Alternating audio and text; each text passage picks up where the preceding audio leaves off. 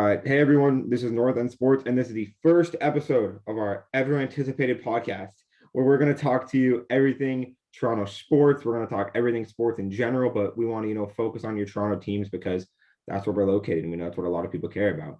We have a lot. We want to talk playoffs. We want to talk officiating. We want to talk records. We have a lot we want to talk about this week. So you guys have already heard from me on this channel. I'm going to pass the mic over and let my buddies introduce themselves, and we're going to get going. Hi, I am LJ. I cheer for the Leafs and the Oilers mainly, but I'm a fan of most teams in the NHL. There's only a couple teams I don't like, but we can get into that another day. That's a different episode. Yeah. I'm Dylan. I'm a depressed Kings fan. I really only I like some teams, honestly. I'm not the biggest fan of a lot of teams, actually, especially Chicago. I hate Chicago. Hate Chicago. I'm definitely a Kings and Vancouver fan the most, to be completely honest. But yeah, mainly Kings, but it's been rough the past few years. I'll just say that. I thought I was unlucky for rooting for the Leafs and Oilers, man. Vancouver and LA, that's fate. Like, that's fateful. That is something in your body to be like, yeah. This is, I'm going to stay true to this. Literally. Yeah. All right. So I think number one thing we got to talk about, because it is just the most important thing in hockey right now.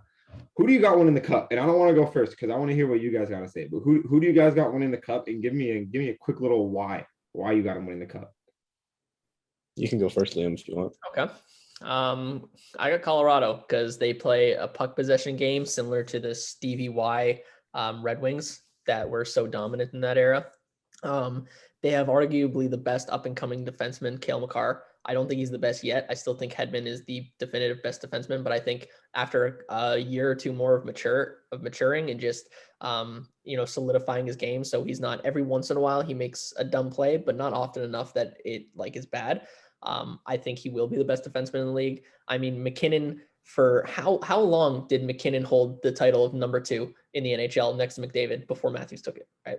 I mean, McDavid, that whole team is just unstoppable.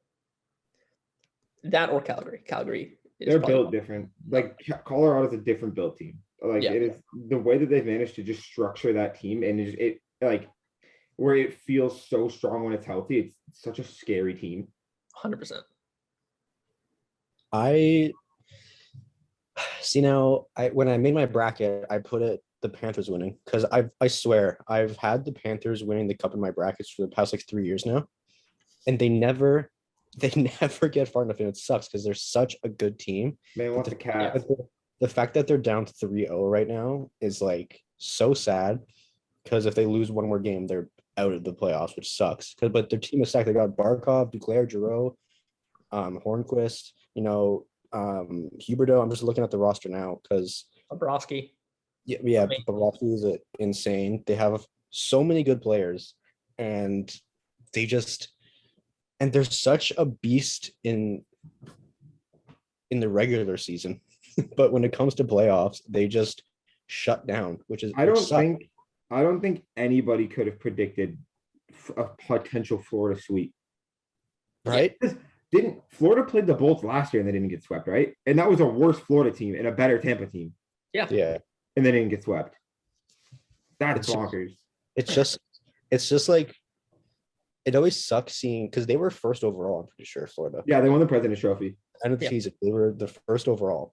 And then when it comes to obviously playoffs are more of like a intense area to play in, so it's the really serious.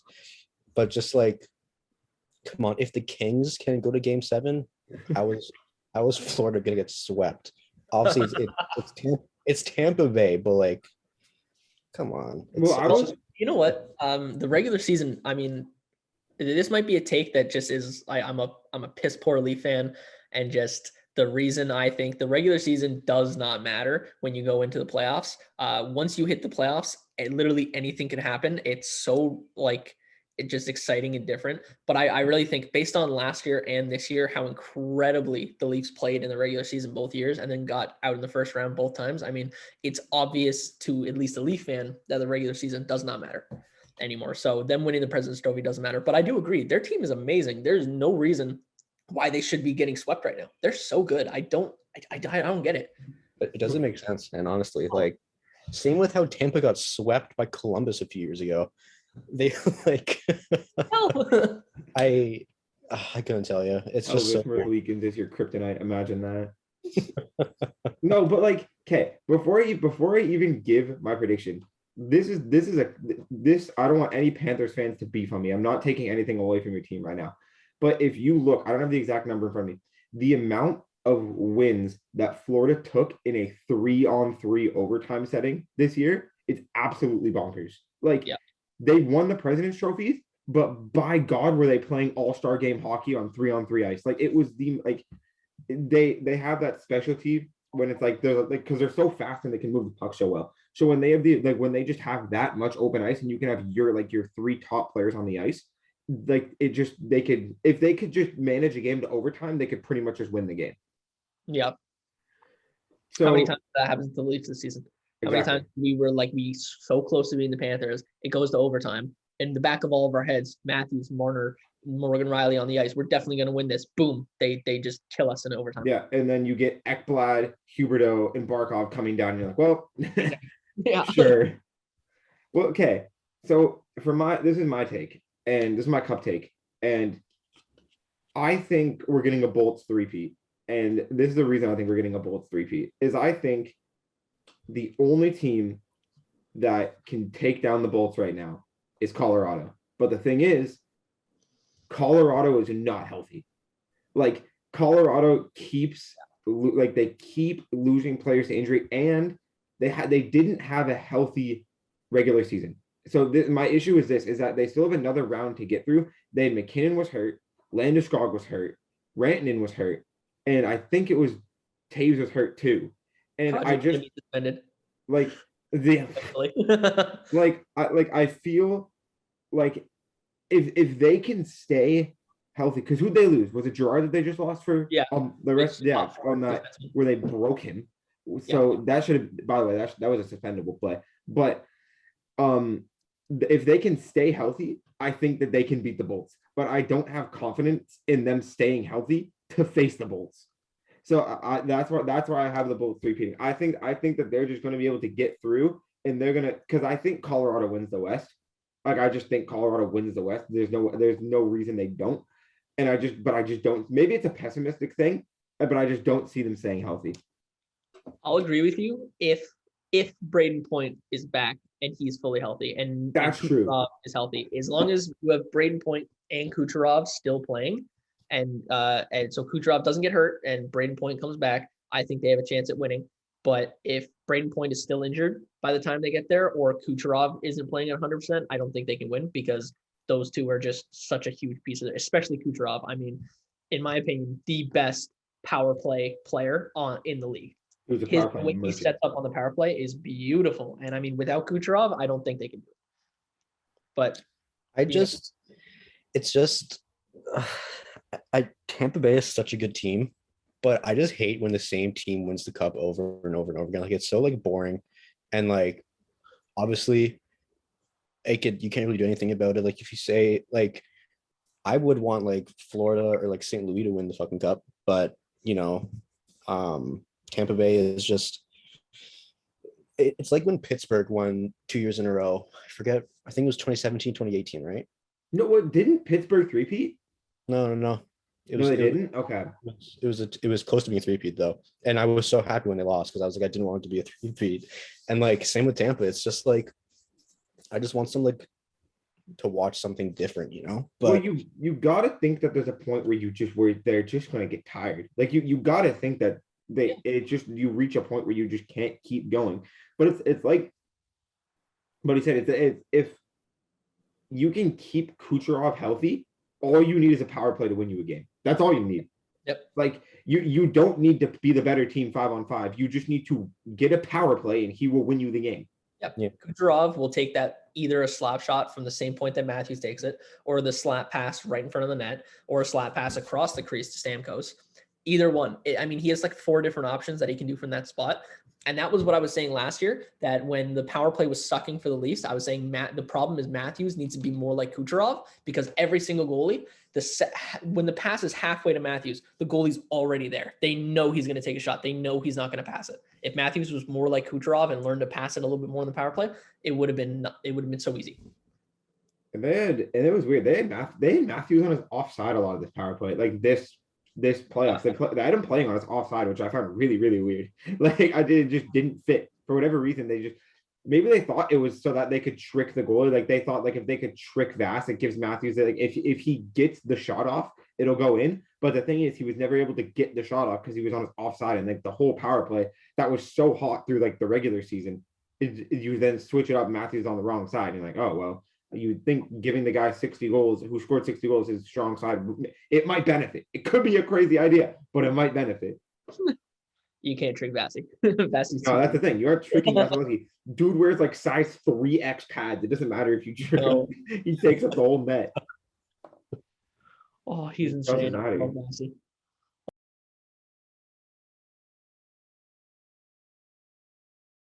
Here's I have a question for you guys. Yeah. So, Battle of Alberta. Okay. Who do you guys think that's going? Who do I think's winning it? Yeah. Who do you think? Yeah. Who do you think it's gonna? Calgary. You think it's gonna be Calgary? Yeah. Calgary. I also think it's gonna be Calgary. They're just. I have my reasonings. Calgary is just a better team overall. Like, yeah, Edmonton has like McDavid and Draisaitl and all these people, but like, Calgary is just like by far the strongest team in Canada for like many reasons, and just like, oh yeah, I don't know. I feel like Calgary. I'm sure it'll go to Game 7 because like they're that good of teams. Oh yeah, that's gonna go like back and forth. But I don't know. Calgary for sure. It'll be like a really close series. But yeah, I have well, first of all, the top 2 points in the league were McDavid and Gaudreau. So already you have that, right? Then for goals, you had Draisaitl there, which is great, right? But for plus minus, the top 3 for plus minus were Gaudreau, Lindholm, and Kachuk. That's 3 Calgary players, right? Then for goaltending, Jacob Markstrom was consistently 3rd or 4th best the entire season in every category. Jacob Markstrom, in my opinion, is the most underrated goaltender in the league. He is insanely good. Then you have all this talent. They play a really rough game. It is hard to play against Calgary. Like Matthews and Marner were taking 15-second shifts against them because they couldn't take them. And then you have the Oilers, who just have an insane offense, but I just don't think they can keep up with it. But also, the goaltending is so important in the playoffs, and Markstrom is amazing. And I got to be honest, I'm not really a huge fan of Mike Smith. My first introduction to Mike Smith was in the bubble, because that's when I started watching hockey again in the bubble. And my first impression of Mike Smith was, wow, Corey Crawford is really good. Yeah, like that's good. Yeah. No, but this is the thing, is that I think the game goes to 7. I wouldn't even bet $1 on the goaltending of the Edmonton Oilers, because it's either going to be just, you're going to see like some Vezina, Mike Smith's going to be doing like cartwheels in the net and saving everything. Yeah. Or it's just, you have Calgary's game 1 where it was like 18 million goals in 35 seconds. Like there's no consistency there. And to speak to what you said earlier, Calgary is the most underrated team in the NHL. Yeah. Calgary is the most underrated team in the NHL. They had debatably the best top line in the entire NHL in terms of just like overall performance as a line. Markstrom is a dog. Like they are so physical. They are impossible. Like they are impossible to get through. They will make you hate playing them. But the thing is, Western Canadian teams don't get any media attention. Like, right, so they don't want, so if it's hard for them. So it's like, that's why they're the most underrated, especially to an American market. No American market cares about the Calgary Flames at all, in the slightest. But like watching Calgary play, Calgary is a team that's built to win, and Sutter has helped them so much. Well, most of the population in Canada is towards the east, and both of these teams are in the west, and they're usually on at like 10 o'clock at night. I'm a big Edmonton fan. I rarely get to watch the games because last year I didn't get them. I didn't get most of the games. And then this year they're on at 10 o'clock. And by the time the game comes on, I watch it for 5 minutes and then I go upstairs and go to bed. Exactly. I can't watch a full game of it because it's on too late. But I will say, you're right. Calgary is the most underrated team, and I can prove it's the most underrated team. I had a hockey pool with 8 people, and we did a snake draft, which means we got to pick 2 of the teams in the for who's going to win the cup. Yeah. If it were up to me, if I got the first pick, I would have picked Colorado. If I got the second pick, I honestly would have taken Calgary because I think they have a huge chance at winning this year. I got the fifth pick and I still ended up with Calgary because all the people ahead of me did not watch hockey and they just picked the people who had the most points in the regular season. But I knew that I think if Colorado faced off against Florida or Carolina, I thought Calgary could win. So I didn't think there was a point in picking those teams. So yeah, fifth overall for Calgary. They're pretty underrated. I miss Joe Sutter. He used to be he was the coach for the Kings a while back. He won them their only 2 cups, and then they had like one bad season and then they fired him. Get out of here! We don't go to the turf. Literally, and he was such a good coach, and he still is such a good coach. Clearly, freaking Calgary. But yeah, he's leading Calgary to the promised land. He's so funny too. Every interview he does, it makes me laugh. He's awesome. Like that Colorado quote, he's like, whatever wildcard team plays Colorado, it's a waste of 8 days or whatever he said. That was so good. 7 days, actually. Yeah, so that's a waste. It was so good. I think they took a pretty bad loss one day, and they said, what did you say to your team in the dressing room? And he said he walked in and said, flight's at 11. Yeah, like, bro, it's just...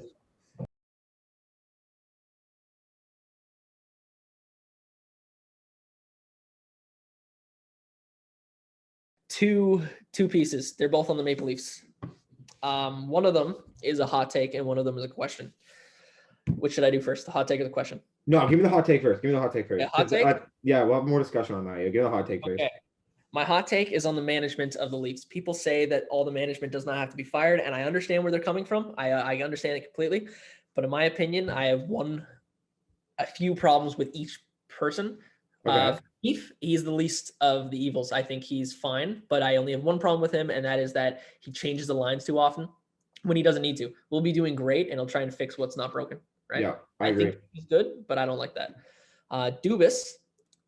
Oh gosh. This is a hot take. Apparently, I thought that everybody hated Dubas because everyone in my family hates him, and then including me. And then I'm learning slowly that apparently so many people really think he's awesome. And it's the Dubas is weird because like I am a Dubas true thing. Like I am a Kyle Dubas true thing. And yeah. The thing is, it's like it's kind of like built into two things where it's like the people who dislike Dubas, or at least on Twitter, are more outspoken than people who like Dubas. So it just turns into one of those things where it's like a lot of people dislike him. But I think this is what the thing I think about Dubas is that I think all criticisms of him are valid, but like I think it's one of those things where it's just if you don't like his style, because Dubas has such a specific general management style, like he has his track and it is his track. So if you can't get on that, then I totally understand not liking him. Okay, I think that's fair. My take about Dubas is that a lot of people say, he got us Jack Campbell, but in my opinion, he got lucky because he's had 3 or 4 other goaltenders come here and none of them have worked out. Clearly, he got lucky with Campbell. I don't think he knew what he was getting. He overplays players and he gets too attached to his team. Those are my takes about him. But by far, my biggest take that I hope if anybody has to be fired, and I'm not hoping that people lose their job. I don't. But I think if someone needs to be fired, it's Shanahan. He's been here for too long. He hasn't done anything. He knew about, and I'll never let this go. This is something that I have a grudge about, and I'll never let it go. He knew about the Marner Babcock situation and didn't do anything. I think Adam Wilde said it best when he said, in any other workplace, that is a fireable offense immediately. And Babcock did not fire him Shanahan did not fire him immediately. And I think that's just unforgivable. I don't think he deserves to be in this organization, in my opinion. I agree that Babcock thing isn't something that you can let go. Like, because I think it's one of those things where it's like you're supporting you support the situation by not removing the situation. Like, so I for me personally, I didn't even know that he knew about that situation because apparently Lou told him immediately and just didn't do anything about it. That was not something I was aware of at all. But I don't think anyone will move. I think regardless of what anyone wants, I don't think anyone will move because I think if they would have by now. But Shanahan came out and said that Keith and Dubas are here to stay. Yeah, like Keith and Dubas are staying, and Dubas is probably being extended. So I don't think there's any movement, at least in those two positions, for a little while. Keith is a maybe like they might move on from him, depending on how this next season goes. Like not going into the season, after this season. But Well, I'll tell you, if Shanahan gets fired, everyone's gone. Like, yeah, they'll restructure. They'll rebuild the whole thing top down. Shanahan's holding on to Dubas as his last hope of not getting fired, and if Dubas doesn't do it for him, he's gonna get fired. There's no way.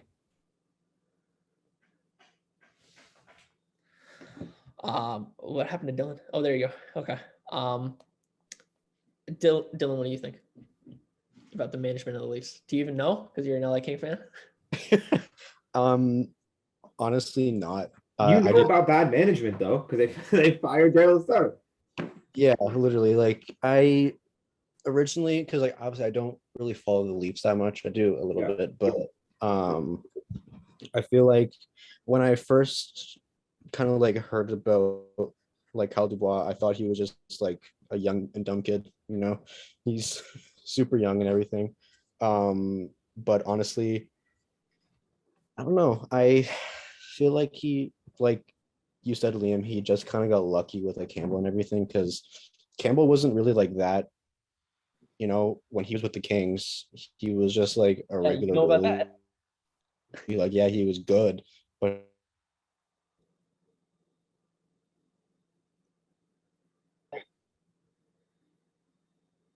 Cut. he wasn't like I don't know. He really did. I feel like I don't know. It's just interesting, honestly. He's definitely good at what he does, but I would say that's probably about it. Yeah.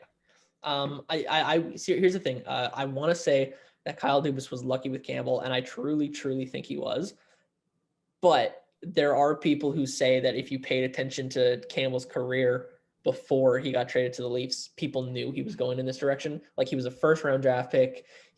All the technical stuff is there. I mean, from the first game that I saw Campbell as a Leaf, I looked at my mother and I said, "Did you see the way he controlled the rebound? He literally catches the puck like a football and holds onto it. He doesn't let it go. It's brilliant the way he plays." And from that moment, I thought he's going to be something. And so, I mean, Dubas could have seen that. I honestly don't think he did, but I'm not going to take it away from him and say he definitely didn't. He could have. I don't know.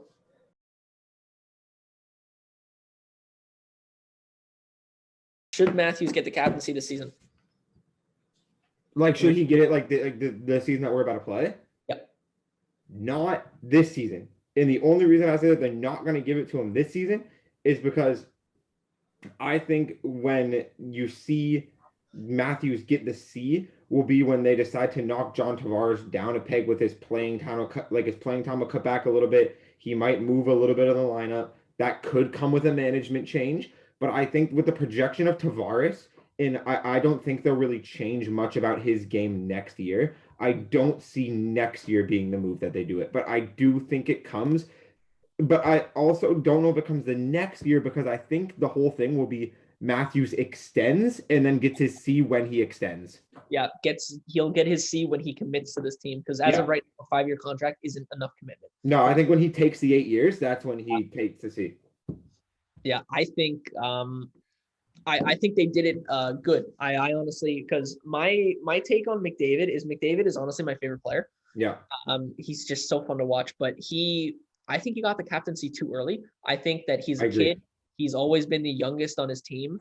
He might have led, but he doesn't know what it's like to lose, because his entire, and I'm talking about before he got the captaincy, he never knew what it was like to lose. He was always a winner. He was always the youngest on his team. All of a sudden he gets to this team. He's the youngest captain in history. Who has he learned to lead from? Exactly. I think with Matthews, it's the best way to do it like this, because he's watching Tavares. He's learning how to lead from Tavares. And then once he thinks he's ready, which I think is soon, he'll be able to take the captaincy and be a good leader instead of just kind of going through it like McDavid. I'm not saying McDavid's a bad leader. I love McDavid. I think he's a good guy.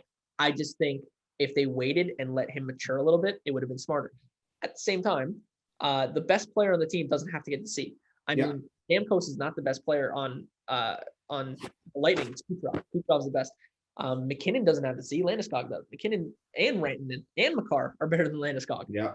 I mean, it doesn't have to be the best player, but I have heard that Matthews is a real leader in the dressing room. Yeah, he's very outspoken. That's what I hear too. Yeah, he's very much a in-your-face guy. Yeah.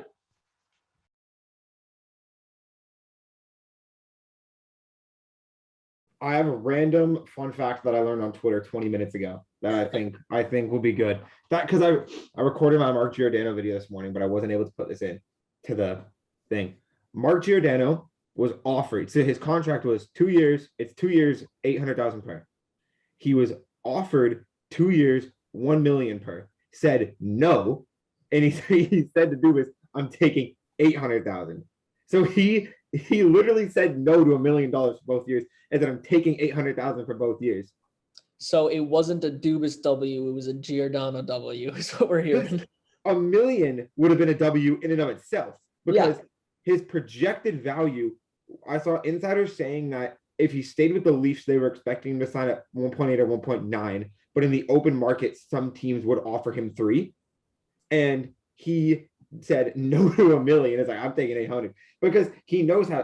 So he like tight cap or whatever. And the cap was supposed to be, I learned this, if the cap had gone up every year like it had kept going, the cap right now would be 91 million.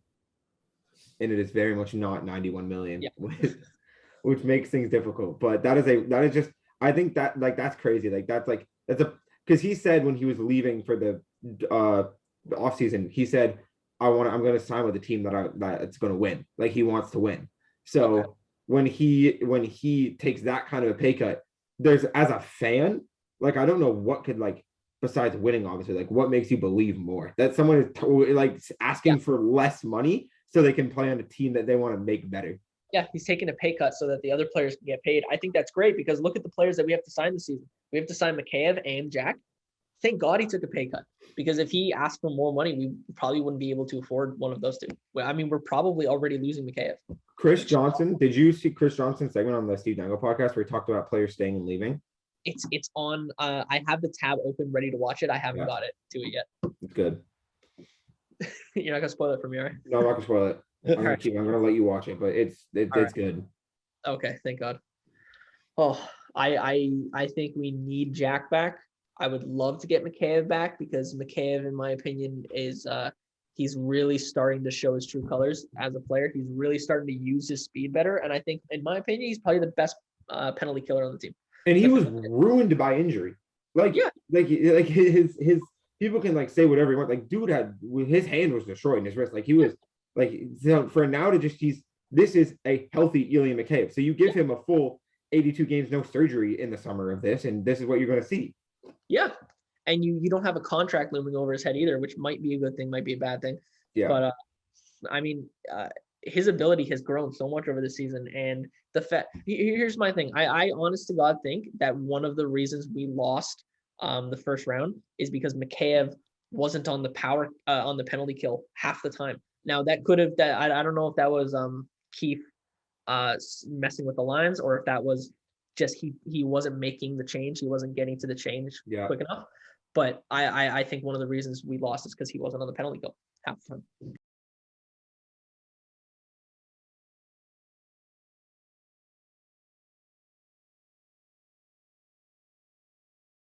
Question to lead off or to end off is what do you guys think the best logo in the NHL is?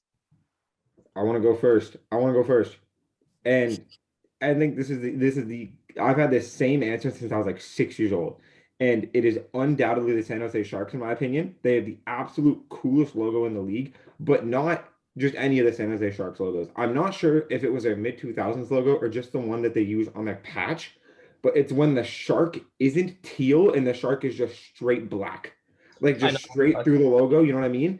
Yeah. That is the best logo to ever touch hockey. Hartford Whalers are probably second, but that logo is so clean. Okay. Dylan? I mean, I got a few.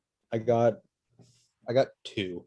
So the first one being the fucking Anaheim Ducks, but not just like that logo, but like the Mighty Ducks. That's a banger. Banger pick. Like one of my favorites for sure. But the second one being the Yotes, like their current one right now, where it's like that, like really like the like Kachina or whatever. Yeah. It's like the super like sketch, like it's literally like a weird ass looking fox with like the hockey stick and everything. I think that one's really cool, but I would say my favorite's probably the Mighty Ducks because that one's really cool. Ducks logo is so tough. I really like the Ducks. Now I'll give you guys the correct answer. Oh, yo. The Minnesota Wild. When you look at the Wild, you can see two things. You can either see the Wild, there's a lake, there's a shooting star, or you can see a beast of the Wild. The lake turns into the mouth of the beast, and the shooting star turns into the eye. In my opinion, it's the most creative logo in the NHL, and I think that gives it enough points to be the best. If I were to just go with which one's actually designed the best, I think the current Toronto Maple Leaf logo is really crisp, but I personally love the Minnesota Wild logo. I didn't even know that the Wild logo did that. Exactly. A lot of people don't. Do you want to know a random fun fact that I'll tell you that I can say this without doxing myself? So my high school's team name was the Wild, and all of our hockey jerseys had the Minnesota Wild logo on them, but just in our school's colors. So I spent 4 years at the school and I didn't even know. The whole time I didn't even know. Oh, I get that. I also really like the Sabres one, but not the one they have now. It's like the white Sabre. It has like the red, like it's like it has like the red eyes and everything. The like 2007 one. Yeah, that one's really. Yeah, that one's gangster. I like that one a lot. Yeah.